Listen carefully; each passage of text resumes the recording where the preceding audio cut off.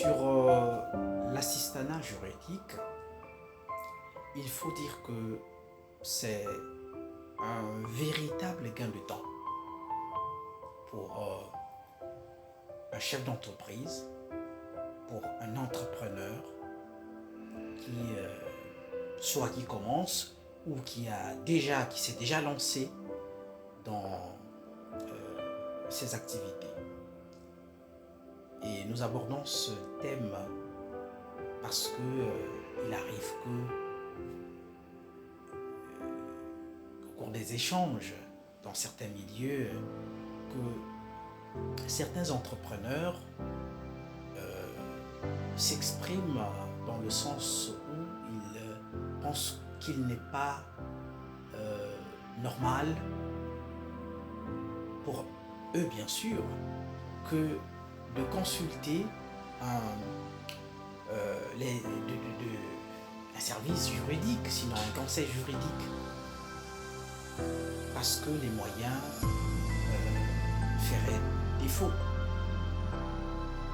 Oui, c'est vrai que pour les entreprises naissantes ou les petites entreprises, mais aussi les moyennes, il n'est pas toujours aisé d'avoir un service juridique permanent, comme cela se passe dans de grandes sociétés, en tout cas des sociétés qui sont structurées avec un service juridique bien établi. Mais pour les petites et moyennes, on ne va pas dire que ces entreprises n'ont pas besoin des services de nos services. Parce que on ne peut pas se lancer dans une affaire, on ne peut pas lancer une entreprise et mettre de côté l'aspect juridique. C'est un risque, mais alors un risque énorme. Et là, on va nous dire, oui, mais écoutez, il y a l'Internet qui est là, tout est sur Internet. Bien entendu, au XXIe siècle, on ne peut pas s'en passer de l'Internet. Mais faire de l'Internet sans conseiller à 100% est quand même risqué pour une entreprise qui a de l'ambition. Pourquoi ? Parce qu'il y a 3 bémols. Il y a 3 risques à éviter. Le premier, c'est la perte de temps.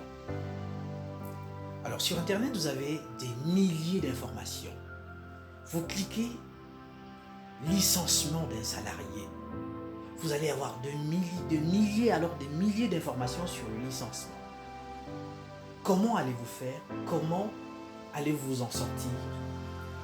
Là, s'il y a un spécialiste à vos côtés, tout de suite, il va vous dire ce qu'il vous faut. Ça, c'est le premier risque.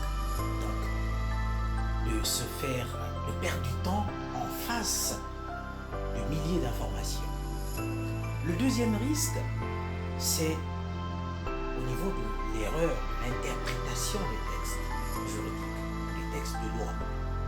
Vous allez vous retrouver en présence de beaucoup de textes et il y en a qui ne savent pas différencier les textes qui sont en vigueur par exemple en France, qui sont en vigueur par exemple en Belgique, qui sont en vigueur par exemple au Canada, quoique c'est en français. Et là le risque est grand, c'est-à-dire au niveau de l'interprétation de ces textes, on peut mélanger les torchons et les serviettes. Et on ne sait pas, on va appliquer un texte alors qu'il n'est pas en vigueur, par exemple, au Congo. C'est un risque. Et ça peut vous précipiter une fois de plus. Le troisième, c'est que vous n'aurez pas un conseil, vous n'aurez pas une solution adaptée à votre problématique. Vous allez rester dans le gros plan, dans le plan d'ensemble, alors que vous avez besoin d'une solution personnalisée à votre situation. Vous avez besoin d'une réponse adaptée à votre problématique. Voilà les 3 risques que l'on court lorsqu'on va chercher une solution sur Internet, surtout une solution juridique sur Internet.